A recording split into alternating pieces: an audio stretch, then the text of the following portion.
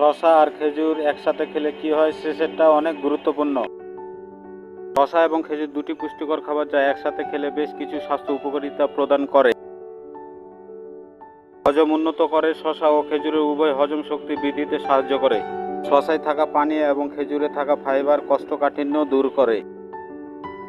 হজম প্রক্রিয়া নিয়ন্ত্রণ রাখে। খেজুর আর শসা খাওয়ার উপকারিতা কি? হজম উন্নত করে। শসা ও খেজুর উভয় হজম শক্তি বৃদ্ধিতে সাহায্য করে। শরীরকে হাইড্রেট রাখতে। শসা 95 পানি দিয়ে তৈরি, যা শরীরকে হাইড্রেট রাখতে সাহায্য করে। শক্তি বৃদ্ধি করে। খেজুর প্রাকৃতিক চিনি থেকে, যা শরীরে দ্রুত শক্তি সরবরাহ করে। রক্তচাপ নিয়ন্ত্রণ রাখে। শসা ও খেজুর উভয় রক্তচাপ নিয়ন্ত্রণে রাখতে সাহায্য করে। খেজুর আর শসা খেলে কি মোটা হওয়া যায়? এটা অনেকেরই প্রশ্ন। শসা এবং খেজুর উভয়েরই পুষ্টিগত উপকারিতা রয়েছে, তবে খাওয়ার পরিমাণ আপনার নির্দিষ্ট লক্ষ্য এবং খাদ্যের চাহিদার উপর নির্ভর করে পরিবর্তিত হতে পারে।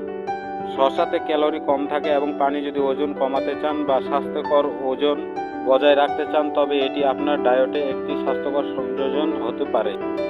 খেজুর ও শসা একসাথে খাওয়ার নিয়ম। খেজুর ও শসা কখন খেতে হয়? শসা ও খেজুর একসাথে সকালের নাস্তায় খাওয়া যেতে পারে। শসা ও খেজুর দিয়ে স্মুদি তৈরি করে খাওয়া যেতে পারে। শসা ও খেজুর সালাদে যোগ করে খাওয়া যেতে পারে। এবার আসি শসা ও খেজুর খাওয়ার হাদিস প্রমাণ সহকারে কি বলে।